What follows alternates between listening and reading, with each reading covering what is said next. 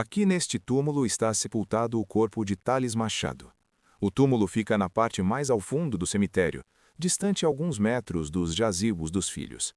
A localização chama a atenção de quem visita o local, não apenas pela posição isolada, mas pelo contraste evidente nas homenagens.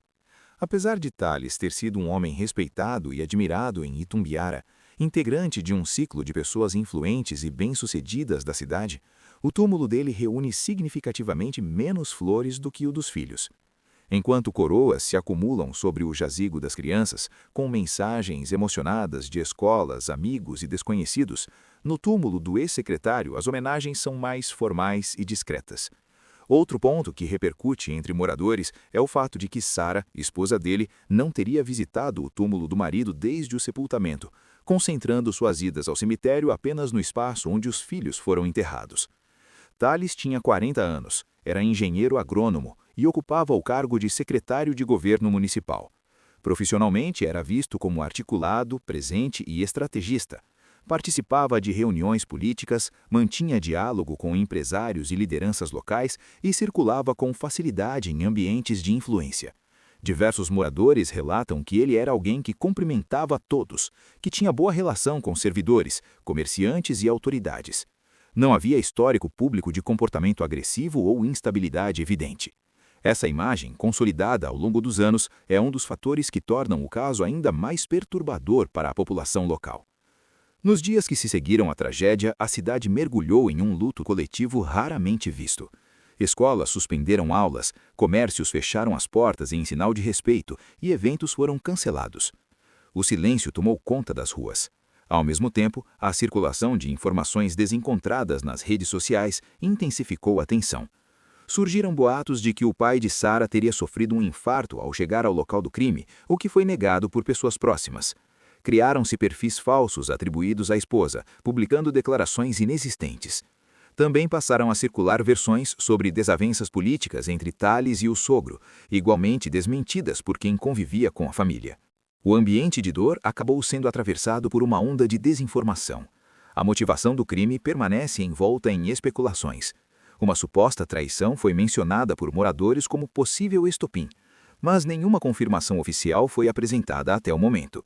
Alguns afirmam que o casal estaria separado havia meses, outros garantem que continuavam juntos. Sara não concedeu entrevistas nem fez declarações públicas, mantendo silêncio absoluto desde o ocorrido.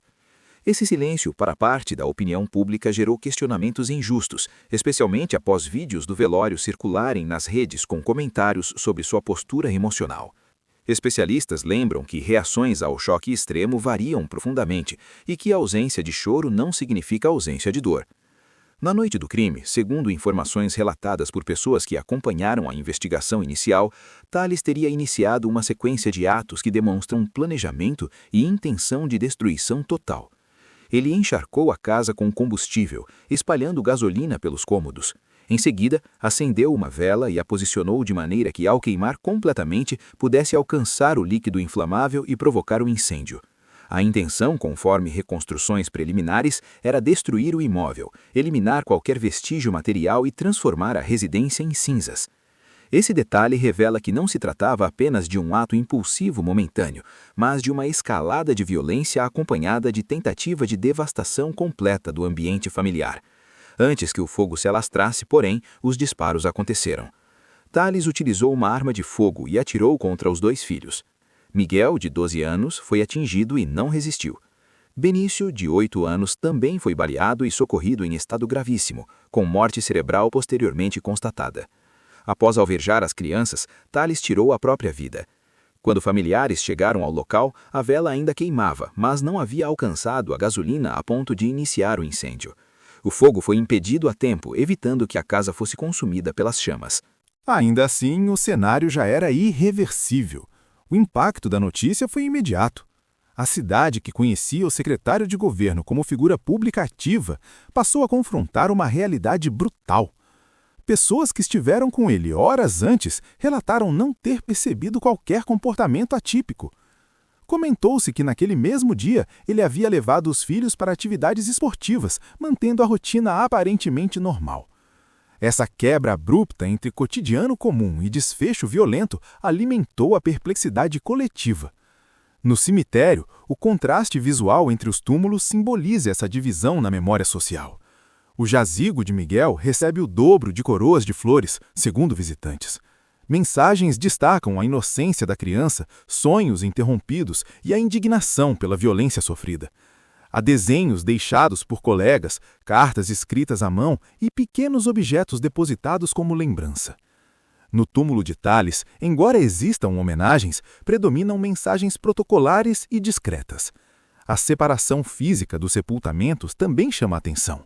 Ele foi enterrado em área distinta, enquanto os filhos ficaram próximos entre si.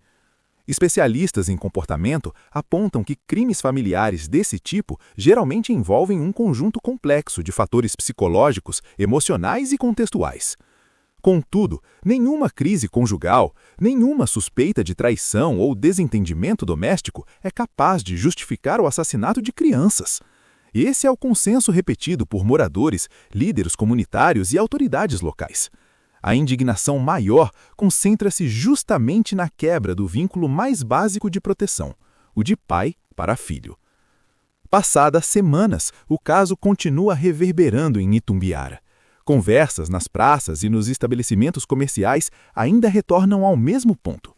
Como alguém descrito como equilibrado e sociável pôde chegar a esse extremo? A resposta, até o momento, permanece sem conclusão oficial, pública, detalhada. O que se tem são relatos, reconstruções preliminares e a materialidade de um cemitério que passou a representar o capítulo mais doloroso da história recente da cidade. O túmulo de Tales permanece no fundo do cemitério, com flores que chegam em menor quantidade. O dos filhos segue coberto por homenagens que se renovam diariamente.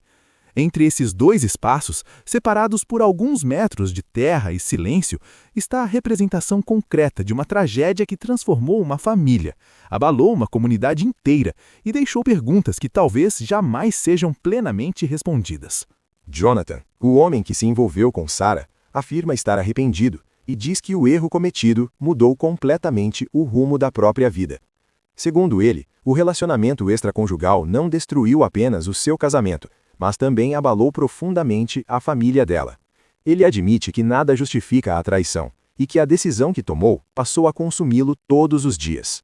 Jonathan reconhece que expôs a esposa e os filhos ao julgamento público e afirma sentir que desonrou a própria família.